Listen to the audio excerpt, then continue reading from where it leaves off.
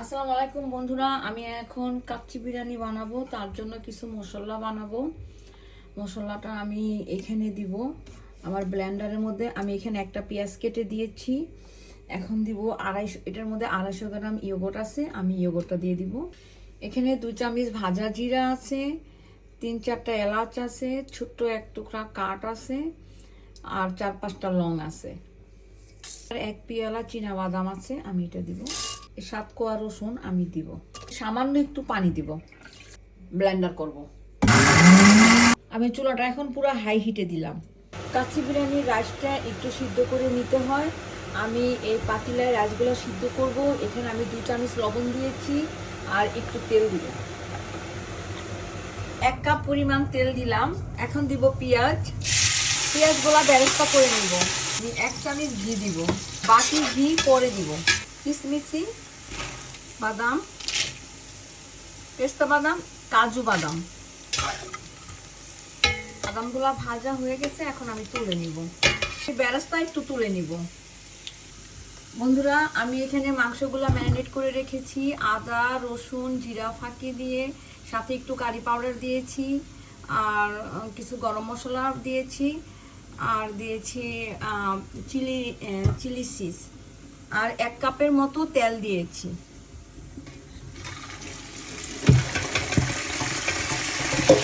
এখন আমি বানানো মশলাগুলা দিব। আমি এই মাংসগুলো সুন্দর করে মাখায় নিলাম। এখন আমি চালটা সিদ্ধ করে দিয়ে দিব। কাচ্চি বিরিয়ানির মাংস কাঁচাই থাকে, এই জন্য আমি এটাকে আর জাল দিব না, জাস্ট মশলাগুলো মাখালাম। এখন রাইসটা দিয়ে, এখন আমি রাইসটা সিদ্ধ করে নিব। আমি চালগুলা 30 মিনিটের মতো ভিজায় রেখেছিলাম। আমি এখন পানি দিব, চাল দিব,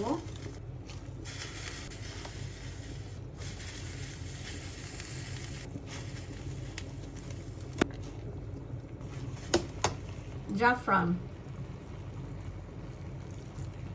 ফুড কালার,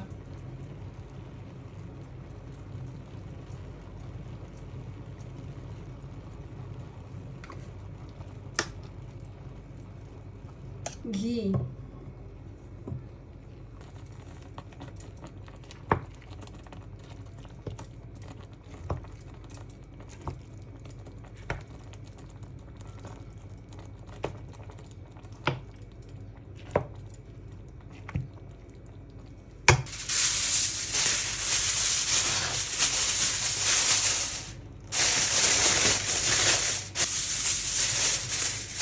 আমি বিরিয়ানিটা এখন ভালো করে সিল করলাম।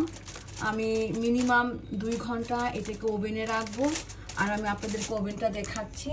আমি ওভেনটা পুরো হাই হিটে রেখেছি, আর উপরে নিচে দিয়েছি। আমি এইভাবে 1 ঘন্টা রাখবো। 1 ঘন্টা পরে আমি 250-এ দিব। কাচ্চি বিরিয়ানি হয়ে গেছে, এখন আমরা দেখবো। সুন্দর একটা গন্ধ বেরোচ্ছে।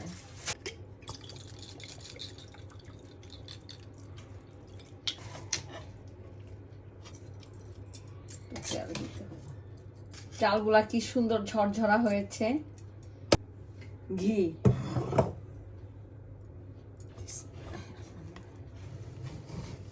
বন্ধুরা দেখেন চালগুলা কি সুন্দর, একদম নিচেও একদম ঝরঝরা হয়েছে।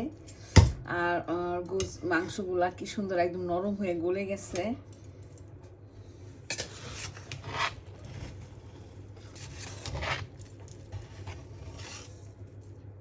আমার সাহেবকে দিব, সে টেস্ট করে দেখবে কেমন হয়েছে।